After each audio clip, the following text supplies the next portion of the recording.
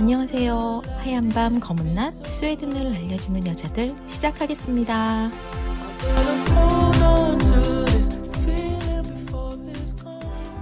청취자 여러분 안녕하세요.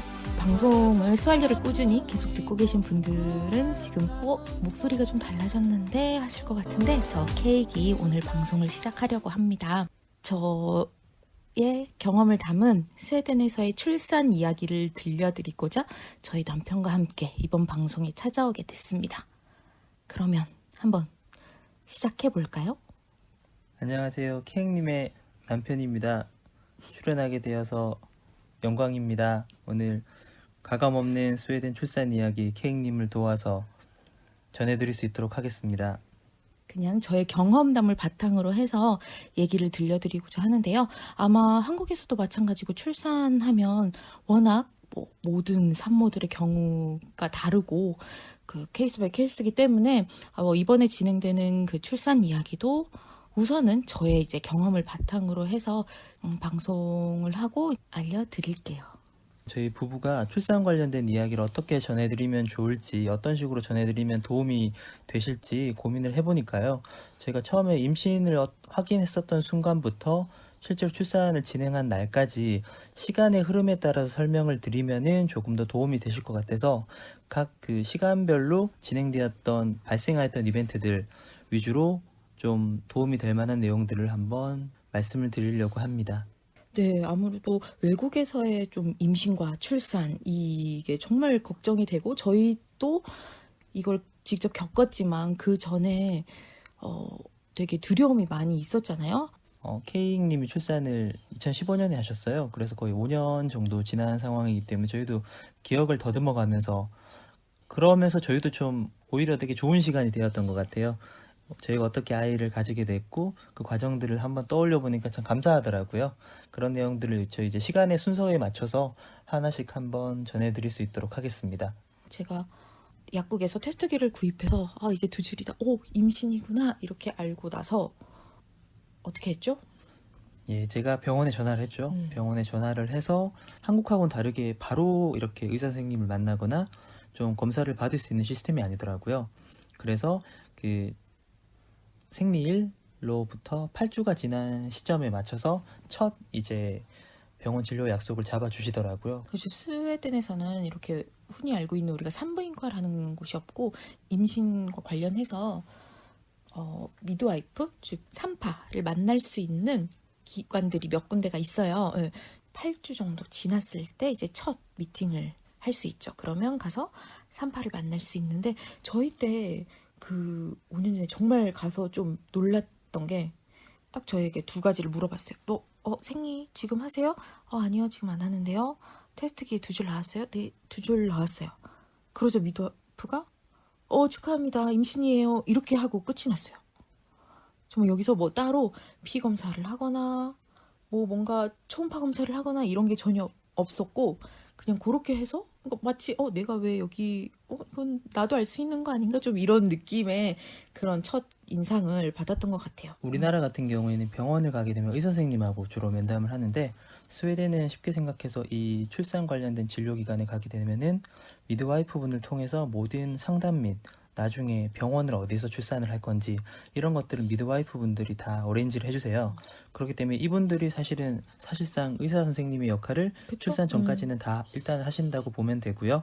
출산 당시에도 이 미드와이프 분들이 아이를 받아주십니다. 그래서 거의 의사 선생님이 하는 역할은 나중에도 말씀드리겠지만 출산 당시의 의료행위, 무통주사라던가 이런 것들을 낳아주시는 전문 의료진이 해야 되는 의료행위를 빼고 나머지 모든 것들은 미드와이프 분들이 다 해주세요. 그리고 이제 저희가 검진을 받으러 갈 때 만나는 담당 미드와이프들이 있거든요. 근데 그 담당 미드와이프와 출산을 할 때 도와주는 미드와이프는 또 다르다는 거를 미리 알려드릴게요. 자, 그리고 나서 한 달에 한 번 정도 가서 이제 미드와이프를 만나게 되는데, 여기서도 당연히 이제 피 검사라던가 초음파 검사, 기형아 검사 이런 것들을 하게 돼요. 근데 그게 횟수가 정말 적다는 것? 그러니까 제가 첫째 때는 정말 딱 2번 했어요. 2번. 12에서 14주 때 한 번 처음 검사해서 그때 이제 기형아 검사라고 피 검사와 초음파 검사, 그러니까 혈액 검사와 초음파 검사를 하는데 그 다음에 18주차 때 두 번째이자 마지막 초음파 검사를 하게 되는데 그때 이제 흔히 말하는 저희가 뭐 성별이 궁금하다 하면 이제 성별을 알 수 있는 그런 알려주는 그런 검사를 하게 되죠. 그리고 뭐 산모의 그런 건강 상태나 그런 거에 따라서 추가적으로 기형아 검사를 더 이제 깊숙하게 들어가는 검사를 받을 수가 있고 또뭐 출산일이 다가가거나 아니면 뭐 그 전에라도 좀 강력하게 요구를 한다던가 필요한 상황이 되면 그 초음파 검사를 한두 번 정도는 더 받을 수도 있어요. 근데 가장 기본은 딱 그렇게 2번. 한국하고 가장 다른 점이 한국은 원하면은 자주 가서 초음파 검사를 자주 하고 아이 사진을 찍어서 가지고 올 수도 있는데 스웨덴은 딱 2번, 약 12주에서 14주 차에 한 번, 그리고 약 한 16에서 18주 차에 한 번 이렇게 총 2번 초음파 검사를 하고요. 케이님이 말씀하신 것처럼 추가적으로 하는 경우는 극히 드물고 정말 강하게 요청하지 않는 이상은 잘 안 해주는 것 같아요. 그리고 아까 그 케이님이 말씀하셨던 기형아 검사 같은 경우에는 기본적으로 해주는 것들이 있는데 이거 말고 이제 조금 더 자세한 기형아 검사를 받고 싶으신 뭐 집안에 가족 내력이 있으시거나 그런 분들 같은 경우에는 추가 비용을 한 5,000크로나 6,000크로나 정도 내시는 걸로 알고 있어요. 그 네. 돈을 내게 되면은 조금 더 자세한 기형아 검사를 별도로 받으실 수 있다는 점, 이런 것들도 참고하시면 좋을 것 같아요. 네. 그리고 이러한 과정에서 별도로 요청을 드리면은 통역도 제공을 해주세요. 이것도 맞아요. 개인이 돈을 내는 게 아니라 처음에 이제 미드와이프를 처음 만났을 때부터 우리가 언어가 부족하니까 영어도 좀 사실은 쉽지 않고 스웨덴어도 못하니까 한국어를 할 수 있는 통역을 불러주셨으면 좋겠어요 라고 하면은 통역사를 또 불러주세요. 이거는 정말 외국에서 애를 낳는 입장에서는 되게 놀라운 일이었어요. 그래서 이제 언어에 대한 좀 부담감을 가지고 계신 분들이나 평소에는 언어에 대한 부담감이 없더라도 출산 관련된 일은 처음이시기 때문에 조금이라도 혹시 의사소통을 하시는데 어려움을 겪을 것 같다 싶으신 분들은 적극적으로 신청을 하셔도 좋을 것 같아요. 18주 차에 이제 성별을 사실은 알고 싶으신 분들은 물어봐서 알 수가 있어요. 아마 많이 궁금해하시는 부분일 건데 한국하고 이제 초음파 검사를 통해 성별을 알 수 있는 시기는 거의 비슷합니다. 근데 사실은 물어보지 않으면 알려주지 않는 경우도 많대요.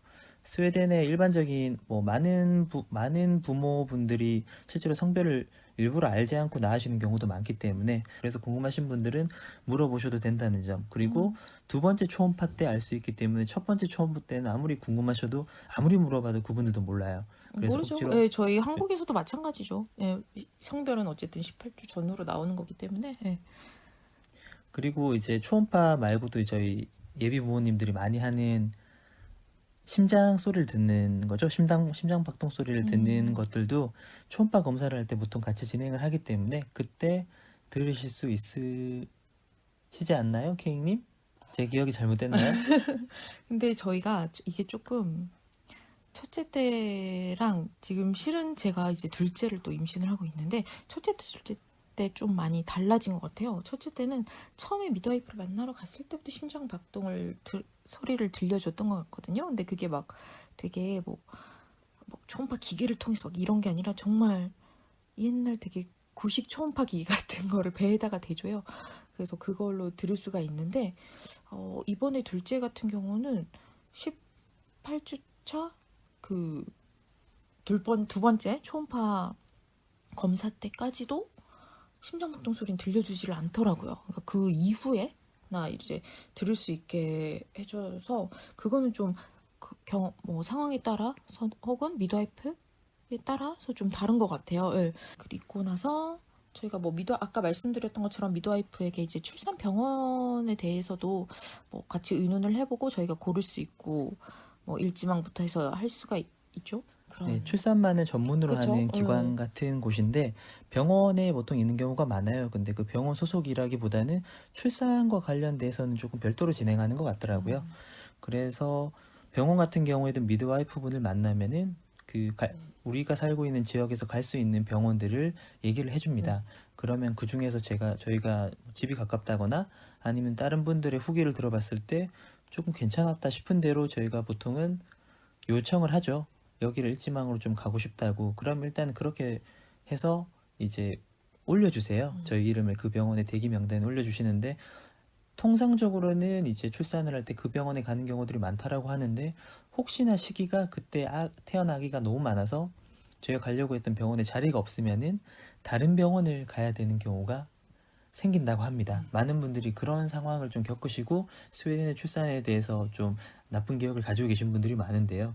저희 같은 경우에는 참 감사하게도 원래 가려고 했던 병원에 자리가 있어서 바로 갈 수가 있었어요. 그러니까 이게 조금 한국하고는 조금이 아니죠. 아예 다른 개념인데 저희는 원한 산부인과 이렇게 하면 거기서 처음부터 끝까지 모든 거를 다 진행을 하게 되잖아요. 근데 스웨덴 같은 경우는 검진을 받으러 갔던 곳과 그다음에 출산을 하러 나가는 장소가 다르기 때문에 병원에 연락을 했는데 자리가 없다고 다른 병원, 그러니까 집에서 멀리 떨어진 병원을 이제 어레인지를 해준 거죠.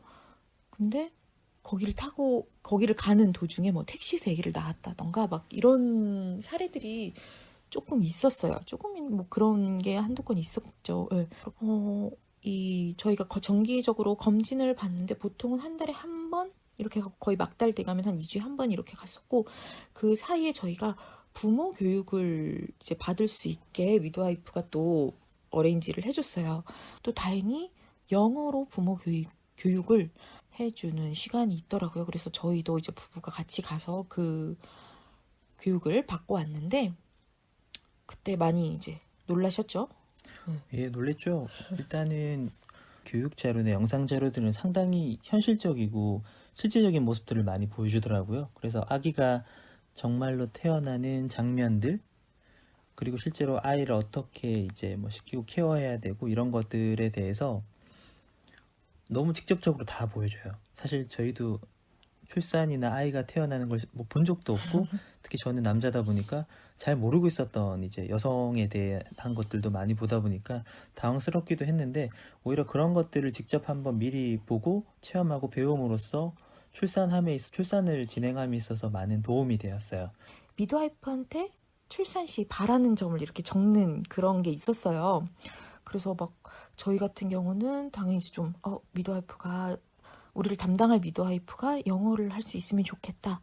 그리고 뭐 무통주사 여부 이런 것도 막 물어보는데 예, 그런 거 저희는 받을 수 있는 거 다 받겠다 좀 이렇게 했었고 출산 당일 저는 뭐 그때 이제 아파서 진통을 계속 했기 때문에 저보다는 오히려 더 이제 남편이 뭔가 그때 기억에 대해서 더 좀 생생하지 않을까 싶습니다.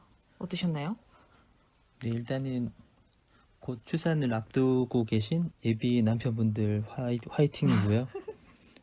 아내가 아파하는데 뭘 해줄 수가 없는 그런 상황을 처음으로 겪어보니까 저도 많이 당황스러웠었는데요.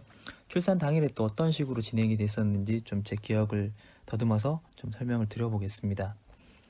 그래서 저희는 아마 예정일보다는 한 일주일, 예, 그때 일주일 더 늦춰줬는데 여기 같은 경우는 뭐 그렇다고 해서 이제 그런 뭐 촉진제를 넣는다거나 막 이런 게 없고 그냥 기다리기 때문에 아마 2주 정도까지는 기다린다고 들었어요. 예. 그래서 드디어 저희 아내 케이님에게 정말 참기 힘든 진통들이 오기 시작을 했습니다. 병원에 가서 이제 리셉션에서 접수를 하면은 이제 간호사분이 일단은 대기실로 저희를 안내를 해줘요. 네. 그래서 저희 아내하고 저하고 둘이서 대기를 일단은 병실에 올라가기 전에 이제 더 큰 진통이 오기 전에 대기할 수 있는 대기실에 저희를 데려다 주는데 거기서 한 서너 시간 정도 있었던 것 그쵸. 같아요. 예, 예. 공간은 한 서너 평 정도 되는 독방이었고요. 뭐 안락했고 크지는 않았지만 크게 어려움 없었고 그러고 나서 이제 진통이 본격적으로 시작되자 간호사님이 이제 진짜 병실로 옮겨야 된다고 해서 같이 병실로 옮겼는데 옮긴 병실이 정말 좋았어요. 그쵸. 한 독방이었는데 한 20평이 넘었던 것 같아요. 대략적으로 생각해도 엄청 깨끗하고 넓었고 화장실 이런 것도 되게 잘 되어 있고 거기에 이제 저희 아내가 출산을 하고 제가 보호자로 있고 미드와이프분 두 분이 출산을 도와주시는 시스템으로 저희만 딱 썼었는데 그래서 어쨌든 병실에 그때 올라가서 특이한 점은 한국에서 좀 산모의 3대 굴욕이라고 하는 그런 관장, 제모, 내진 이런 것들이 스웨덴 출산에서는 없었어요. 예. 그리고 저 같은 경우는 정말 배에 엄청 고프면 되게 예민해지는 스타일인데 계속 힘을 내야 된다고 끝까지 아이가 나올 때까지 힘을 줘야 되니까 계속 뭘 먹으라고 막 권장을 하는 거예요. 그게 너무 그때 제가 아무리 먹을 걸 좋아해도 제가 그 아픈 상태에서 정말 먹을 그 상황이 아니잖아요. 근데도 계속 뭐 블루베리 스무디며 뭐 심지어 커피도 원하면 갖다 주겠다 막 그러시고, 그래서 결국 옆에서 계속 신랑한테도 계속 권했어요. 신랑도 옆에서 계속 같이 끝까지 해야 되기 때문에 둘 다 뭐 힘이 떨어지면 안 되니까 그럼 빨리 남편이라도 뭘 먹어라 막 이렇게 너무 해서 이제 계속 거절하는 것도 뭐 해가지고 결국 뭐 그렇죠. 먹었죠. 제가 블루베리 스무디를 잔뜩 먹었죠. 네.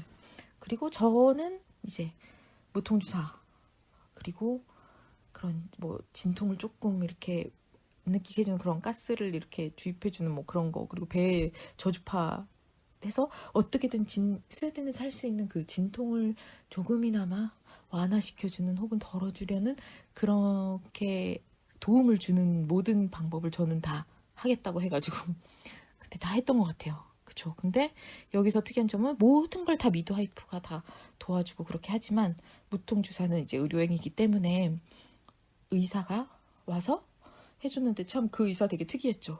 특이했죠.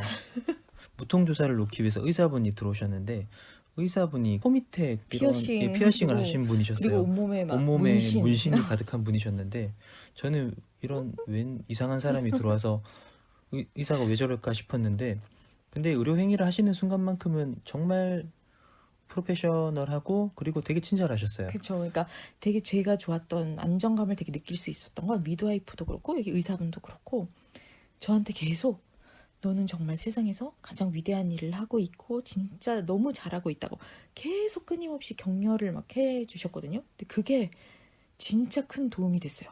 응. 막 이게 뭐 아픔을 줄여주고 막 이런 건 아니지만 그 말 한마디 한마디에 이 외국에서 낳는 좀 그런 공포감이나 막 이런 것들을 다 상쇄시켜주고 진짜 나중에 좋은 기억으로 남을 수 있게끔 해주셨던 것 같아요. 스웨덴은 남편이 처음부터 끝까지 정말 다 있어요. 다 보고 있고 그런 상황이기 때문에 아기가 진짜 태어나는 모습을 직접 보고 뭐 당연히 탯줄도 자르고 그리고 뭐 캥거루 케어도 아빠랑 하고 이런 것들은 이제 예상을 했던 부분인데, 그거를 마치고 마지막에 이것도 너무 신랄한 얘기인데 엄마 뱃속에서 이제 아기집 태반이 나온 거를 보여주시더라고요. 이게 참 의미가 있는 거라고 미드와이프 분들이 이거 사진 찍으라고. 그래서 이런 게 있는지도 몰랐던 태반 사진을 저희가 찍어서 가지고 있습니다. 그래서 그죠. 저도 뭐 정신없이 이렇게 했는데 나중에 사진 보고 알았어요.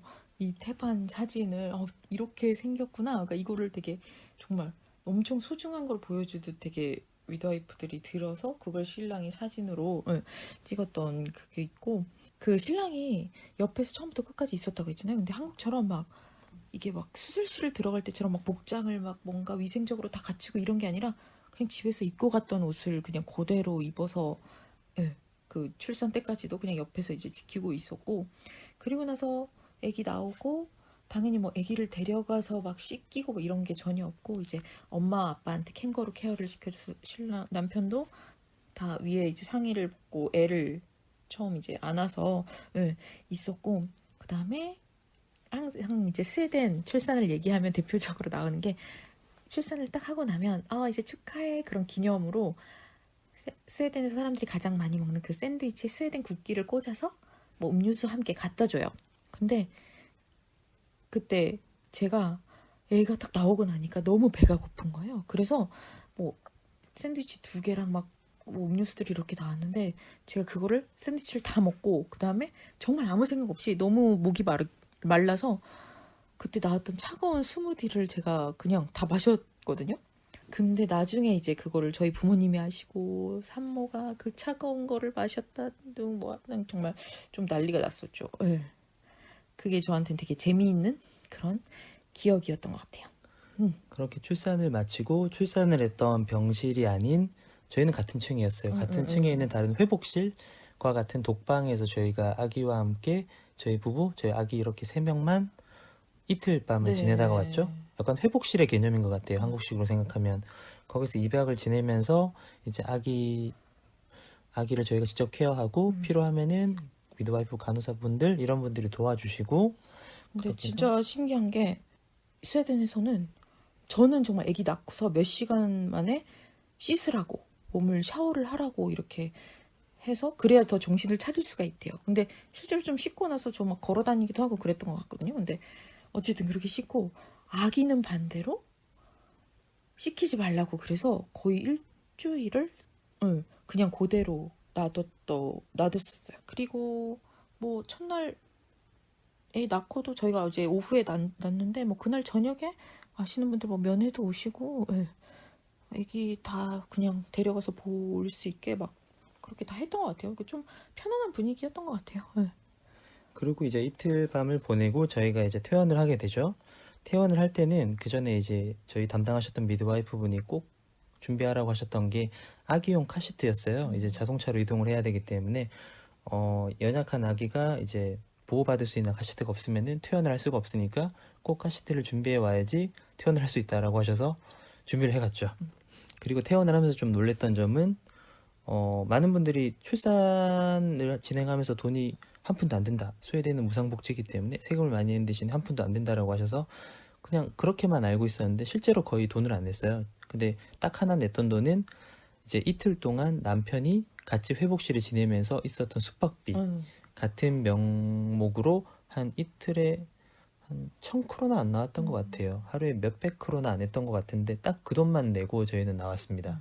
출산은 산모 아이한테는 거의 다 그냥 무료로 진행이 됐었고 그리고 나서 퇴원하고 뭐 저희 다음날 바로 또 애를 카시트에 태우고 이제 예방주사 그 접종을 하러 갔었고 그리고 며칠이 지나고 나서 이제 가정 방문이 한번 왔었어요. 그렇죠? 그러니까 이 부부가 애를 잘 키울 수 있는 그런 환경인가를 좀 검사하기 위한 명목 같아요. 그래서 뭐 아기가 잘 뭐 되나 보려고 왔어요라고는 하지만 어쨌든 가정 방문이 있다는 것도 알아두시면 좋을 것 같아요.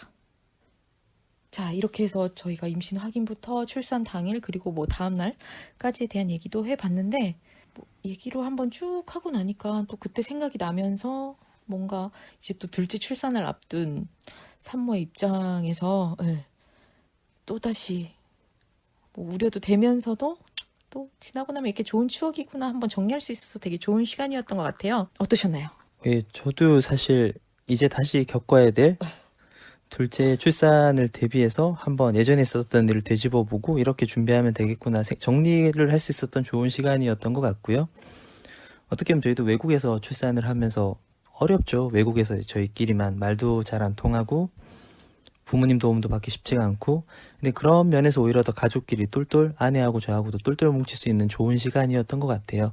그래서 너무 예비 아빠님들께서도 예비 출산을 앞둔 남편님들께서도 겁먹지 마시고 잘하실 수 있고 잘 될 거니까 너무 어렵게 생각 안 하셨으면 좋을 것 같아요. 네, 아까 처음 시작할 때 말씀드린 것처럼 오늘 이렇게 저희가 말씀드렸던 부분은 진짜 저희 경험에 의해서 이제 나온 거여서 모든 또 경우에 따라서 또 달라질 수 있지만 그래도 몇 분에게나마 조금이라도 도움이 될 수 있었으면 좋겠습니다. 자, 그러면 하얀밤 검낮 스웨덴을 알려주는 여자들 다음 시간에 만나요. 안녕. 안녕.